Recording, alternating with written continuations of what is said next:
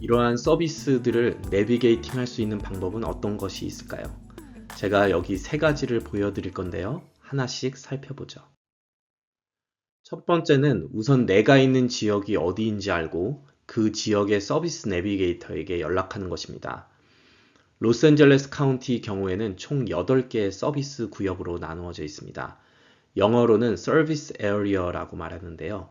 제1구역은 랭캐스터 팜데일이 있는 안텔로프 밸리, 2구역은 샌프르난도 밸리, 3구역은 샌 게브리엘 밸리고요. 4구역은 LA 메트로, 5구역은 웨스트 LA, 6구역은 사우스 LA, 7구역은 이스트 LA, 8구역은 사우스 베이입니다. 이렇게 나누어져 있는 서비스 구역마다 서비스 내비게이터가 존재합니다. 이들에게 연락해서 필요한 리소스에 대해서 요청하거나 문의를 하면 이들이 여러분에게 답변이나 정보를 제공하면 물론 서비스를 연결해 주기도 합니다. 여러분의 유인물에 보시면 서비스 내비게이터의 서비스 구역별 연락처가 있습니다. 참고하시기 바랍니다. 두 번째 방법은 로스앤젤레스 카운티 정신건강국의 액세스 헬플라인을 이용하는 것입니다. 1800-854-7771로 전화하시고 안내말 이후에 정신건강 위기나 정신건강 서비스에 대한 정보를 원하시면 1번을 누릅니다. 그 다음 영어는 1번, 스페니쉬는 2번, 기타 언어는 3번을 누르라는 말이 나옵니다. 그때 이제 코리안을 선택하셔야 되니까 3번을 누르시면 되죠. 그 다음에 계속 안내말을 듣다 보면 한국어를 원하면 6번을 누르라는 그런 한국말로 안내 말이 나오는데요. 그때 6번을 누르시고 나면 통신원과 연결이 되는데 이때 한국어 통신원이 아니면 통역을 통해서도 모든 서비스가 제공됩니다. 통신원에게 필요한 정보가 무엇이고 어디에 살고 있고 어떤 보험을 가지고 있고 어떤 문제가 있는지 등등 이야기를 해주시면 자세한 정보를 알려드리기도 하고 때로는 나중에 해당 관심사를 다루어 줄 수 있는 기관에서 연락이 가게끔 조치를 취해줍니다. 제가 한번 실제로 이 전화를 해서 한국말로 서비스가 어떻게 잘 되는지를 테스트를 할 기회가 있었는데 그때 당시에 제가 한국말로 하는 그 통신원 연결이 되진 않았으나 그 통역을 대신해서 서비스를 제공해 주었는데 매우 효과적인 서비스였던 걸로 기억합니다. 그래서 여러분께서 주저 마시고 도움이 필요하시면 연락을 해보시기 바랍니다. 세 번째 방법은 웹사이트의 데이터베이스를 이용하는 것입니다. 만약에 여러분께서 어떤 서비스가 필요한지 알고 계시고 내가 살고 있는 지역의 정신건강 서비스 제공자에 대해서 알고 싶다 이러시면 정신건강국 서비스 제공자 디렉토리에서 직접 찾아보실 수 있습니다. 서비스 제공자 디렉토리에 들어가셔서 우편번호, 프로그램 유형, 장애인의 연령, 사용하시는 언어, 그리고 새로운 페이션, 신환을 받는지 이런 여부들을 체크를 하시는 체크박스가 있는데요. 그걸 체크하신 다음에 검색을 하시면 그 필터에 해당되는 기관 리스트가 보일 겁니다. 그래서 하나씩 선택해서 그 기관에 대한 자세한 내용과 연락처를 여러분이 보시고 그것을 메모하셔서 해당 기관에 직접 연락하는 방법이 있다는 것을 기억하시면 되겠습니다. 이 링크도 유인물에 있으니 참조하시기 바랍니다.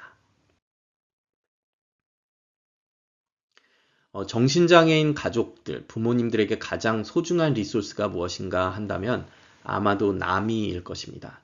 National Alliance on Mental Illness인데요. 이 전국적인 정신장애인 가족 연맹은 정신건강 장애를 가지고 있는 개인과 가족들에게 매우 유용한 정보를 제공하고 이 문제로 살아가고 있는 많은 다른 분들을 만나게 해주는 소중한 단체라고 할 수 있습니다. 여러분께서 나미 웹사이트에 가셔서 정신건강 문제, 치료, 연구, 교육에 관련한 매우 다양하고도 도움이 되는 정보를 얻으실 수 있을 뿐 아니라 나미 서포트 그룹, 즉 자조집단에도 참여하실 수 있습니다. 여러분께 도움이 될 만한 나미에서 발행한 정신장애 가족과 친구들에게 도움이 되는 책자 하나 소개하겠습니다. 이것은 141페이지의 분량의 매우 포괄적인 정신건강 정보들이 담겨 있습니다. 이 가이드북에는 정신건강 전반에 대한 모든 정보가 담겨 있어서 매우 도움이 되실 것이고, 더 좋은 것은 한국어로 번역이 되어 있습니다. 그 목차를 보시면은 정신건강의 개요, 각 정신건강 질환과 장애 진단명별 정의와 증상, 정신장애를 가지고 있는 가족과 대화를 하는 기술, 정신건강 문제를 치료하기 위한 치료법의 종류, 그리고 회복의 과정, 정신건강 위기가 생겼을 때 어떤 대처를 해야 하고 자살의 위기에 있어서는 어떤 인식을 가지고 대처해야 하는지를 알려줍니다. 또 정신질환을 가진 분의 가족 구성원으로서 어떤 마음 자세와 생활 패턴을 가지고 살아야 할지에 대해서 알려주고요. 남이와 관련된 다양한 리소스로 마무리를 하는 이 가이드북은 정신장애를 가진 분의 가족이 처음부터 끝까지 읽어보시면 매우 도움이 될 것이라 생각합니다. 제가 이 책을 추천하는 이유는요, 이 모든 내용이 가족의 관점에서 쓰여지고 편집되어져서 있기 때문에 특히 가족분이신 여러분께서 도움을 받으실 수 있을 것이라 생각해서입니다. 한번 꼭 읽어보셨으면 좋겠습니다. 그리고 로스앤젤레스 거주하는 분들이 참여할 수 있는 남이 자조그룹 캘린더를 살펴보시고 참여해 보시는 것도 좋은 아이디어일 것입니다. 유인물에 링크를 포함시켰습니다. 참고하시기 바랍니다. 남이 가족 지원 그룹은 정신건강 문제의 증상을 경험한 사랑하는 사람이 있는 모든 성인을 위한 지지 집단입니다. 유사한 경험을 하는 다른 사람들의 어려움과 성공 이야기를 들으면서 배우게 되는 장소이죠. 보통 참가자에게 비용은 무료이고 가족들이 직접 주도를 합니다. 약 1시간에서 1시간 반의 매주, 격주, 월간 모임이고 비밀 보장을 합니다. 이 모임을 통해 더 좋은 대처 기술을 배우게 되고 경험을 이야기하면서 용기도 얻고 정확한 정보를 얻기도 하고 우리 혼자서 이 문제를 해결할 수 없다는 것을 배우게 되고 정신건강 문제는 누구의 잘못도 아니라는 것을 알게 됩니다.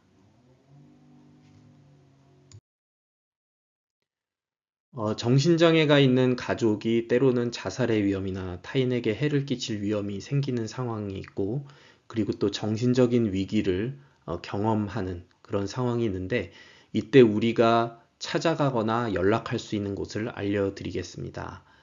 여기 나온 대로 크게 Urgent Care, 988, 911 이렇게 세 가지로 나누어서 설명드리도록 하겠습니다. 얼전 케어는 병원의 응급실은 아니지만 환자 본인이 매우 급한 정신적인 도움이 필요할 때 빨리 돌봄을 받아야 할 그럴 상황일 때 방문할 수 있는 곳인데요. 예를 들어서 지금 먹을 수 있는 정신과 약이 떨어져서 없다거나 아니면은 전문가에게 정신적인 어려움을 빨리 이야기해서 그 위기 상황을 가라앉히고 싶을 때 찾아갈 수 있습니다. 물론 이러한 도움은 자발적이어야 되겠죠. 이 서비스는 24시간까지 머물 수 있기 때문에 충분히 안정을 취할 수 있고 그러한 안정을 취할 수 있는 설비도 마련되어 있습니다. 만약에 점점 위기 상황이 더 심각해진다면 입원 서비스로 연결이 될 수도 있겠습니다. 로스앤젤레스 카운티 지역에 아주 많은 얼전 케어가 존재하는 건 아니지만 여러 지역구 내에 얼전 케어들이 위치해 있습니다. 이 카운티 지역의 얼전 케어를 설명드리면 밸리 지역에 한 군데가 있고 LA 다운타운에 한 군데, 웨스트 LA 지역에 한 군데가 있습니다. 또한 LA 남부와 롱비치에도 두 곳의 얼전 케어가 있습니다. 이 정보들은 유인물을 함께 참고하시면 되겠습니다. 예전부터 미국 자살예방 생명의 전화인 1800-273-8255가 주 7일 24시간 가동이 되고 있었습니다. 그런데 2022년 7월부터는 더 간편한 세 자리 전화번호 988 자살 및 위기 전화로 통합이 되었습니다. 또 LA 카운티 내에서도 액세스 헬프라인 1800-854-7771로 연락을 해도 됐지만 이제 988 번호로 연락을 해도 되게끔 시스템이 변화가 되었습니다.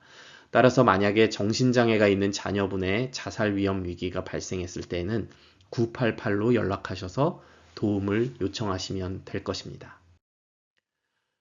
하지만 만약 정신장애 가족분이 무기를 소지하고 있을 정도로 자살이나 타살 위험이 매우 큰 경우에는 어떻게 해야 할까요? 이때에는 911, 911으로 도움을 요청해야 할 것입니다. 하지만 911으로 연락했을 때 우리 가족이 정신장애가 있다, 이 사실을 알려주는 것은 매우 중요합니다. 로스앤젤레스 경찰국 LAPD 내에 멘탈 이밸류에이션 유닛, 즉 정신건강 평가 유닛은 이 가족분들이 생명이 위급한 위에 처해서 911으로 도움을 요청할 시에 제공하는 그런 정보들을 한국어로도 웹사이트에서 안내하고 있습니다. 유인물에도 포함을 시켰지만 다음 슬라이드에서 조금 더 자세히 살펴보시죠.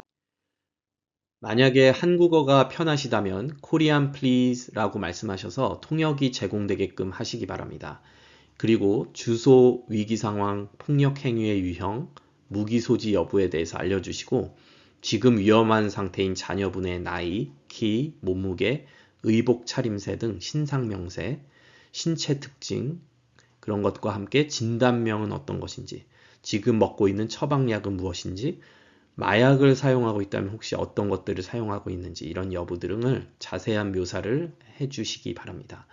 또 화가 났다든지 이런 화가 난 동기와 같은 그런 상황 촉발 요인이 무엇인지, 그리고 또 누가 함께 그 자리에 있는지도 알려줍니다. 이 모든 정보는 여러분의 보고에 의지한다는 그 사실을 기억하시고 정확히 잘 설명해 주셔야 합니다. 그리고 이러한 보고 이후에는 정복 차림의 경찰이 출동할 거라는 그 사실도 기억하셔야 되고요. 때에 따라서는 안전을 위해서 자녀분을 수갑을 채우거나 구금하는 일도 생길 수 있다는 걸 기억해야 합니다. 또 예비 정신건강 검사 후에는 자살 또는 남을 해칠 위험이 있는 경우, 또 그냥 놓아두면 의식주를 본인이 돌볼 수 없어서 생명이 매우 위태해지는 그런 경우, 매우 기능이 떨어진 경우죠. 그럴 경우에는 강제 입원이 이루어질 수 있다는 그 사실도 알아야 합니다. 또 무기가 있을 때는 압류가 되죠. 보통은 정신건강 문제이면 스마트 팀이라고 해서요. 정신건강 임상과 그리고 경찰이 함께 오는 그런 특별팀이 파견될 수도 있습니다. 강제 입원이 되었을 때 알아야 하는 사항에 대해서 말씀드리겠습니다. 제가 이 부분을 설명드리는 이유는 많은 부모님들이 자녀들이 강제 입원 상황이 되었을 때 어떤 절차나 상황이 진행되는지 잘 모르실 때가 많기 때문에 그렇습니다. 이런 절차들을 알고 계시는 것이 도움이 될까 해서 정보를 나눕니다. 렌털맨 패트리스 숄트 LPS 법은 캘리포니아주 정신건강기관의 강제 입원을 다루는 지침을 제공합니다. 캘리포니아주 상원의원 니콜라스 패트리스와 앨런 숄트, 캘리포니아주 하원의원 프랭크 렌털맨에 의해서 공동 저술되었고 1967년 로널드 레이건 주지사가 법률로서 서명해서 1972년 7월 1일을 기점으로 그 효력이 완전히 발효되었습니다. 이 법안은 미국 현대 정신건강 처리 절차의 선례가 되었습니다. 지역사회 내에서 정신건강 문제로 자살의 위험, 남을 해칠 위험 또는 의식주를 유지할 능력이 없는 기능상실이 있을 때 LPS법에 의해서 지정된 정신건강 전문가가 강제 입원을 명령할 수 있습니다. 보통 위기라인이나 911 등을 통해서 도움 요청이 들어오거나 정신과 클리닉 등에서 위기가 발생했을 때 LPS 지정 전문가가 이러한 권한을 발동합니다. 강제 입원이 될 때는 보통은 강제 입원 환자들이 보내지는 병원들의 리스트가 있고요. 그 중에 남아있는 병상이 있는 병원으로 가기 때문에 특별히 환자나 가족이 원하는 병원으로 보내지지는 않습니다. 처음 병원으로 보내어지는 이 상황을 영어로 5150라고 말을 합니다. 이 코드가 의미하는 바는 이제 이 환자는 최대 72시간까지 병원에 구금이 가능하다는 것입니다. 이 72시간은 최대의 의미이고요. 만약에 그 전에라도 위험이 줄어들면 더 일찍 퇴원도 가능합니다. 만약에 계속 자살 위험 등이 지속된다면 어떻게 될까요? 그럴 경우에는 집중치료가 14일 추가가 될 수 있습니다. 이때 우리가 50 to 50라고 또 얘기하죠. 또 14일 동안에도 그 위험이 줄어들지 않는다면 또 다른 14일이 추가되고 또 그 이후에는 또 30일이 추가될 수도 있습니다. 또 또 더 심각한 경우 그 이후에는 180일이 추가되기도 합니다. 물론 이렇게 입원 날짜를 늘리려는 의사의 결정에 반대를 하는 그런 환자의 의견이 있을 수도 있겠죠. 그래서 그것을 존중하는 법적 심리도 열려서 법원에서 그 연장 여부를 최종으로 결정합니다. 네, 이런 일이 계속되면 참 안타까운 일이지만 이렇게 강제 입원 상황이 많이 발생하거나 장기화되는 경우에 법적 후견인을 세울 수 있습니다. 심각한 장애를 보이는 정신질환을 가지고 있고 피후견인에게 적합한 대안이 없다고 법원이 판단하는 그런 성인 및 아동법원 관리하의 아동들이 법원에 의해서 법적 후견을 승인받습니다.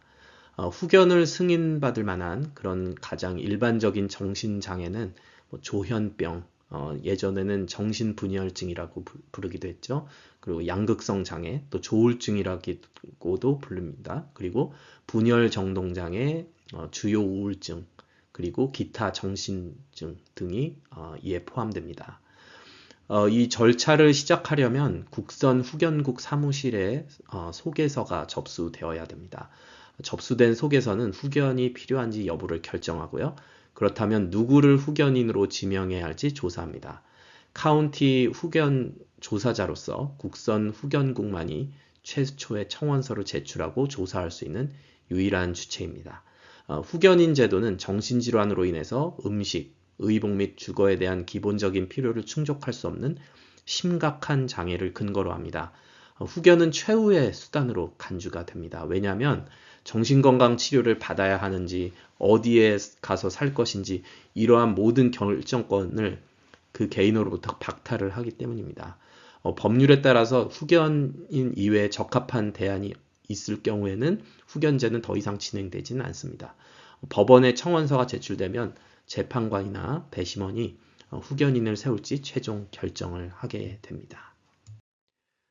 이런 법적 후견자는 가족 구성원 또는 이 개인과 연관된 성인이 될 수 있는데 마땅한 후견인이 없을 경우에는 국선 후견인이 그 역할을 담당합니다. 이 후견 역할은 매년 갱신을 해야 합니다. 이 후견인이 매우 중요한 이유는 피후견인의 입원 치료라든지 어느 곳에 거주해야 하는지 이런 여러 가지 결정은 물론 경제적인 책임을 감당하기 때문입니다. 특히 이 피후견인이 향정신성 약물 이런 것들을 잘 복용해서 안정적으로 지낼 수 있는 거주시설이나 요양시설 이런 곳에 잘 거주하도록 해야 할 책임도 있죠. 또 병원이나 외래 치료팀과 원활한 의사소통과 적합한 치료 계획을 세우는 데 있어서도 후견인의 역할은 매우 큽니다. 따라서 입원, 약물 치료, 행동 및 증상, 부작용 등을 기록하는 것도 중요하겠습니다. 즉 가족 후견인은 단지 보호자의 역할을 넘어서 피후견인의 치료 계획에 적극적으로 참여하는 만큼 그 책임이 크다고 하겠습니다. 이제는 효과적인 리소스 내비게이팅을 위한 팁을 소개하도록 하겠습니다. 저는 누구나 참여할 수 있는 나미 베이식스라는 자율학습성 온라인 세미나가 있는데 여기서 말해주는 팁을 하나 설명해 드리고자 합니다. 이 온라인 세미나에는 장애인 자녀나 가족을 둔 가족들이 시스템을 내비게이팅 할 때 이러한 부분을 참고할 때 매우 도움이 될 것이다 라는 그런 내용을 소개하는데요. 저도 이 내용을 보면서 우리 부모님들이 이런 준비를 잘 하시면 도움이 되겠구나 하는 생각을 했기에 여기에 나누고자 합니다. 첫 번째 팁은 모든 기록을 잘 남기라는 것입니다. 우리가 교사, 의사, 정신건강 서비스 제공자 등의 모든 것을 의지해서 그분들이 우리 아이에 대한 모든 기록을 가지고 있다 이렇게 믿을 수는 없을 것입니다. 따라서 우리 부모 또는 가족이 이 가족 장애인이 받고 있는 서비스에 대한 기록을 잘 가지고 있어서 어떤 일이 정확히 언제 일어나는지 알 수 있어야 합니다. 기록은 크게 개인정보, 의료적 정보, 학교 정보, 위기나 재발 정보 등입니다. 개인정보라 함은 출생증명서, 소셜카드, 보험카드, 증명사진 등이라고 할 수 있습니다. 그리고 의료적 정보는 예방주사기록, 의료진단기록 또는 최근 체크업 정보, 병원 퇴원 기록 등등입니다. 또한 현재 주치의나 스페셜리스트의 정보입니다. 학교 정보는 혹시 개인 교육 플랜이 있다면 그 사본, 성적표, 테스트 결과 등입니다. 또한 위기 및 재발 관련 기록은 위기가 발생을 했을 때 누구에게 연락할지, 그리고 어떤 상황에 도움을 요청할지에 대한 계획을 미리 적어 놓는 것이죠. 이것을 여러분 유인물에 포함시켜 놓았습니다. 참고하시기 바랍니다. 두 번째 팁은 시스템을 내비게이팅 할 때는 시스템 자체를 잘 이해하고 있어야 한다는 것입니다. 예를 들어서 정신건강 시스템은 크게 공공 시스템과 민간 시스템으로 나누어져 있다는 것을 알아야 합니다. 그리고 공공 시스템에는 메디케어, 의료보호, 아동보건보험 프로그램 등이 존재함을 인식하고 나는 어디에 해당되는지 아니면 자격이 있는지 알아야 합니다. 또한 공적 부조의 하나인 생계보조수당, SSI가 우리 자녀에게 해당되는지 알아야 합니다. 그리고 만약 민간 보험으로 커버를 하고 계신 분들인 경우에도 이런 질문을 통해 답을 알아야 할 필요가 있는데요. 한번 질문들을 보시죠. 어떤 정신건강 전문가가 보험 커버가 되는지, 네트워크 내의 정신건강 전문가 최신 연락처 목록은 무엇인지, 그리고 신규 환자를 받는 정신건강 전문가는 누구인지, 내가 이용하고 싶은 정신건강 전문가가 내 플랜에 없는 경우에 보험 승인을 받으려면 어떻게 해야 되는지, 네트워크 외부 서비스 제공자에게는 얼마나 더 본인 부담으로 지불해야 되는지, 내 아이를 치료하는데 필요한 전문 지식을 갖춘 현지 네트워크 내 서비스 제공자가 없는 경우엔 그럴 경우엔 네트워크 외부 서비스 제공자도 커버가 되는지, 외래 치료, 약 관리, 개인 심리 치료, 가족 치료, 그룹 치료에 대해 연간 몇 번의 방문이 보장되는지, 외래 정신건강 치료에 대한 금액 한도가 있는지, 그렇다면 한계는 무엇인지 이런 걸 물어볼 수 있겠고요. 또 더 추가적인 질문들을 보겠습니다. 또 어느 입원 환자 정신과 시설이 보장되는지, 연간 정신병원 입원 일수는 며칠까지 보장되고 입원당 입원 일수는 며칠까지 보장되는지, 또 정신과 입원 환자 치료에 연간 달러 한도가 설정되어 있는지, 그렇다면 한계는 어떻게 되는지, 정신건강 치료에 어떤 처방약이 적용되는지, 그리고 또 정신과 약물에 대해서 자기 부담금이 있는지, 공동보험을 청구하는지, 또 일반 의약품의 금액은 얼마인지, 브랜드 의약품 금액은 얼마인지, 또 향정신성 약물에 대해서 사전 승인 요건이 있는지, 거주 치료가 보장되는지, 또 해당이 되는 경우에 플랜에서 섭식장애, 자폐증 치료를 보장하는지, 또 어떤 정신건강 상태나 상황, 치료가 계획에서 제외되는지, 그리고 또 보험회사 결정에 동의하지 않는 경우 불만 처리 절차는 어떻게 되는지, 이런 굉장히 다양한 질문들이 있는데요. 이런 것들을 여러분들이 아시고 숙지하시고 실제로 이런 궁금한 것이 있을 때 문의를 하시고 그래서 답을 얻으시는 것이 좋겠습니다. 제가 이 시간에 다루지 못한 수많은 리소스가 있고 저도 아직 파악하지 못한 리소스도 많습니다. 이 장을 마무리하면서 마지막으로 말씀드리고 싶은 것은 리소스를 실제로 이용해 본 만큼 리소스를 정확히 잘 알고 있는 사람은 없다는 것입니다. 여러분의 지금까지 해오신 경험은 매우 소중하며 그 경험을 나누어 주는 것이 누군가에게는 매우 귀중한 조언이 되고 시간과 노력을 엄청나게 절약해 줄지도 모릅니다. 따라서 저는 가장 소중한 리소스는 바로 동료, 부모님들이라고 생각합니다. 한인 부모들의 자조 모임이 지역사회에 많지 않을지라도 몇몇 분이 서로 정보를 교환하고 가장 좋은 내비게이팅 방법이 어떤 것인지 서로 경험을 교환한다면 그것만큼 도움이 되는 것은 없을 것입니다. 지금까지 발달장애 및 정신장애 가족을 위한 복지 리소스, 그리고 효과적인 내비게이팅을 위한 팁을 설명드렸습니다. 꼭 유인물을 참고해 주시기 바랍니다. 쉽지 않겠지만 열심을 다해서 장애를 가진 자녀들을 돌보시는 가운데 정부 및 지역사회의 리소스가 많은 도움이 되길 바랍니다. 여러분의 여정 속에 희망과 사랑과 열매가 가득하길 기원하면서 이 파트를 마무리합니다. 감사합니다.